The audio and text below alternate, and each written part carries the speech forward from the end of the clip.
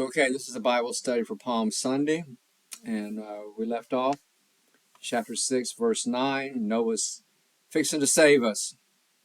So let's get to it. Remember, last time I said we're going to see two versions of this flood story.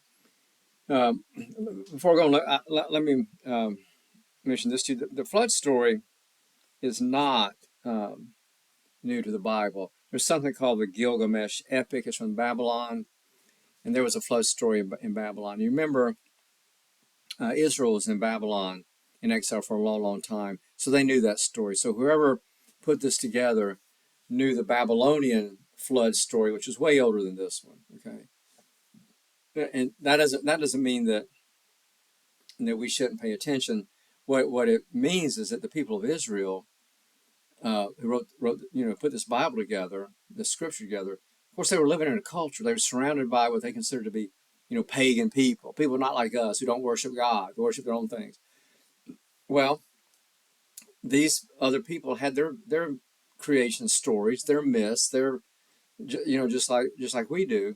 But the genius of those who put this Hebrew Bible together, scripture together, is that they took that because they were because it just saturated the air. They took that and adjusted it to fit their theology of Yahweh, of the one God. And so that's just brilliant. See, that's just brilliant to take what is a received story, for example, and then adjust it to fit the story of creation and recreation that we're going to read right now. So, verse 9. These are the generations of Noah. Noah was a righteous man, blameless in his generation. Oh boy. Noah walked with God. That's why he was blameless. In other words, Noah tried to do God's will. And Noah had 3 sons, Shem, Ham, and Japheth. Verse 11. Now the earth was corrupt in God's sight, and the earth was filled with violence. And God saw the earth, and behold, it was corrupt, for all flesh had corrupted away upon the earth. All flesh, that means animals too, birds. Okay. Now, morally, of course, that's impossible. Animals are not moral creatures. But this is another way of saying, like I said in the last Bible study, our corruption went out to corrupt even the animal kingdom. Okay? In other words, our corruption did not stay with us. It contaminated everything we touched, which was the entire natural world, just like it's doing right now. Verse 13, and God said to Noah, I have determined to make an end of all flesh, all, for the earth is filled with violence through them. Behold, I will destroy them with the earth. Now, here comes the earth. Make yourself an ark of gopher wood. I have no idea what gopher wood is. You can look it up. Make rooms in the ark and cover it inside and out with pitch. Okay, that makes sense. Want it to be waterproof. This is how you're to make it. The length of the ark, 300 cubits. Its breadth, 50 cubits. Its height, 30 cubits. I'm looking to see. It doesn't say. I don't know what a cubit is. What it says here is about this. In my commentary, it says so. It's going to be 450 by 75 by 45 feet. That's not very big. 450 feet. That's hardly longer than a football field. How are you going to get 2 of every animal on Earth in that little tiny space? Well, whatever. It still is a big boat, though. Okay. So make a roof for the ark and finish it to a cubit above, and set the door of the ark in its side. Make it with the lower, second, and third deck. So 3 decks. I'm going to guess that the humans, there are not going to be too many of us, but I guess the people are going to be on the top deck. For behold, I will bring a flood of waters upon the earth to destroy all flesh, in which the breath of life from under heaven. Everything that's on the earth shall die, but I will establish my covenant with you. So this is the first mention of the word covenant, and we're going to see it many, many, many times throughout the story. This is where God is actually saying to a person, I'm going to make a promise with you. Okay. And you shall come into the ark, you, your sons, your wife, and your sons' wives with you. Didn't say anything about children, but I'm assuming if there's kids, they're coming too. And of every living thing of all flesh, you shall bring 2 of every sort into the ark to keep them alive with you. They shall be male and female. Well, obviously, the idea is we're going to repopulate the earth after the flood. The humans will do their part, and the animals, if we have male and female of each, that'll be fine. Provided, of course, none of them die on the ark, which is a real risk. Okay, I mean they're going to be living crammed in that ark with not much oxygen. Okay, verse 20. Of the birds according to their kinds, the animals according to their kinds, of every creeping thing of the ground according to their kind. Okay, who's going to go out and get all the spiders and worms? But that's what you're supposed to do. 2 of every sort shall come into you to keep them alive. I guess we're not. I guess we're not doing the birds. Not sure how you catch the birds. But if we don't have the birds, I don't know we're going to have a problem because there's no place for the birds to rest. Also take with you every sort of food that is eaten and store it up. And it shall serve as food for you and for them. In other words, we got to have seeds, okay, to plant. Noah did this. He did all that God commanded him. Okay. So what I just read there is from one story. Okay. This next little bit is from another story. These next 5 verses, but you'll see how beautifully it's woven in. It's like it's one story, but we do know it comes from another source. Verse 7. And then the Lord said to Noah, "Go into the ark, you and all your household, for I've seen that you are righteous before me in this generation. Take with you 7 pairs of all clean." See, I just read about the animals that Noah's supposed to take in, and it was just 2 by 2 by 2. Now all of a sudden God is saying, take 7 pairs. So this is clearly a different story or a different perspective. So why are we all of a sudden taking 7 pairs? We'll see in just a minute. Verse 2. Take with you 7 pairs of all clean animals, the male and his mate, and a pair of the animals that are not clean, the male and his mate, and 7 pairs of the birds of the. So here are the birds. We didn't have the birds before, but here are the birds. 7 pairs of the birds of the air, also male and female, to keep their kind alive from the face of all the earth. For in 7 days, we like the number 7, it's a magic number. For in 7 days, I will send rain upon the earth 40 days and 40 nights. 40 is also a magic number. Remember, Jesus is going to be in the wilderness for 40 days, okay? And every living thing that I've made, I will blot out from the face of the ground, and Noah did all that the Lord had commanded him, just like we said a minute ago. So why do we have these 7 pairs of clean and unclean? Well, here's what I think. The not clean are the ones that we're going to be using for a reproduction. The clean are going to be used for sacrifice. Okay? So you got to have both. Now we're going to switch back in verse 6 to pick up the story that we read earlier. Noah was 600 years old when the flood of waters came up in the earth, and Noah and his sons and his wife and his sons' wives with him went into the ark to escape the waters of the flood. Of clean animals and of animals that are not clean, and of the birds, and of everything that creeps on the ground, 2 and 2, male and female, went into the ark with Noah, as God commanded Noah. And after 7 days, the waters of the flood came up on the earth. So they were in there 7 days before it started raining. Wow. I guess we need that long to get everybody loaded. It's a big line. Can you imagine the noise? Can you imagine the smell? What are we going to do with all that waste? How are we going to get rid of that? Whose job is it going to be to go down to the bottom deck and shovel all that stuff? Are they going to rotate it among the 3 sons? No, they'll probably give it to the kids, to Shem, Ham, and Japheth, to their sons. They're the ones that probably got to go down there and do all that. And if the sons complain, father will say, "Well, do you want to go swimming? You see there's no place. Either go shovel that or you can throw you off the ark." Oh my God. The noise would have made you deaf. Okay. Verse 11. And the 600th year of Noah's life, in the second month, on the 17th day of the month, on that day, all the fountains of the great deep burst forth, and the windows of the heavens were open. So, in other words, we got water coming up from underneath the ocean, and we got the rains pouring down. So it's gonna be bad. And the rain fell upon the earth 40 days and 40 nights.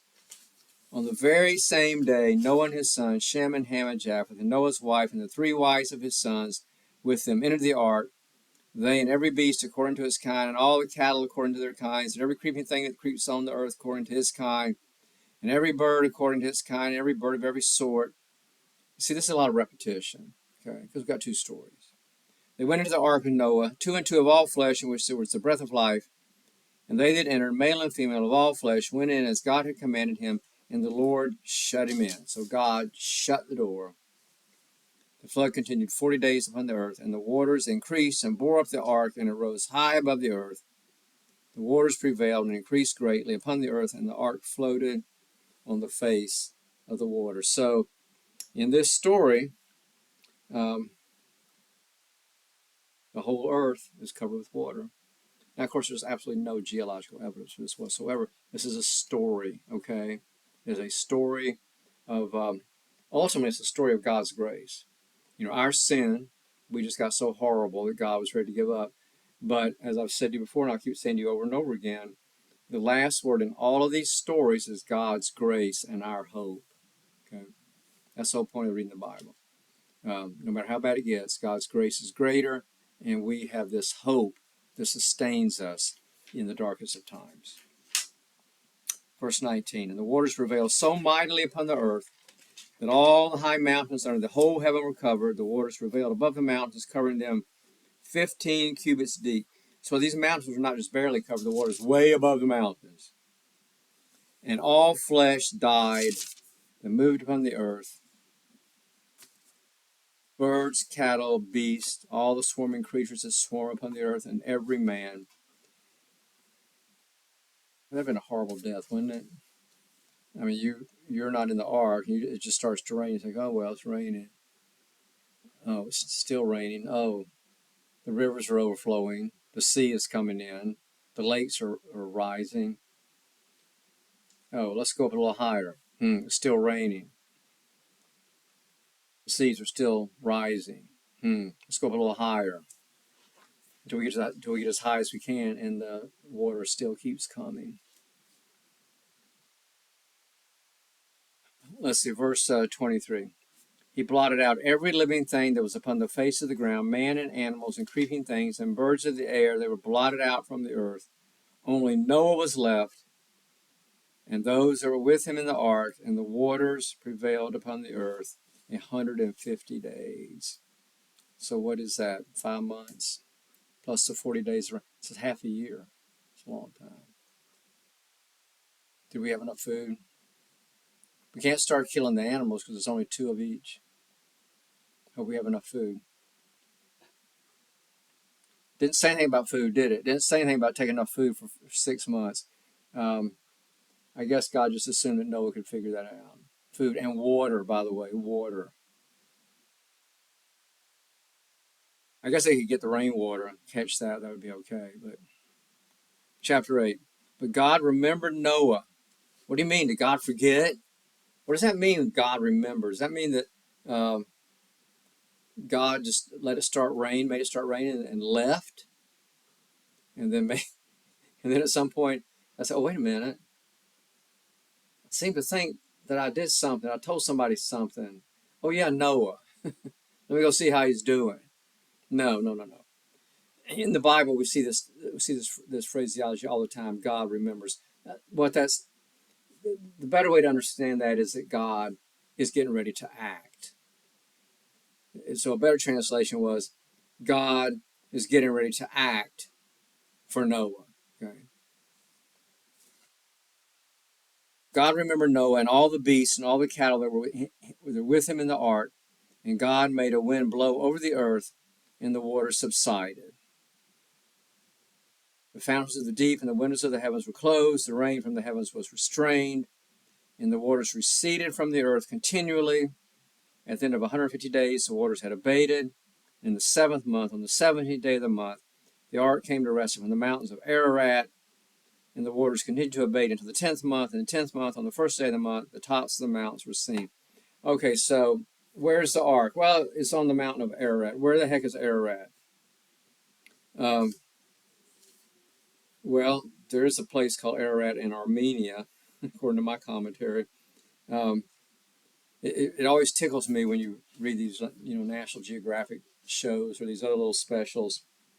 We found the ark. No, you haven't. You haven't found the ark because it's not real, okay? It's not real. This is a story, just like the Garden of Eden. Not real is a story. Does that mean it's not real? No, it is real. But it's not real in the sense that we want to go find the ark. It's real in the sense of God's relationship with us and our sin and God saving us from ourselves.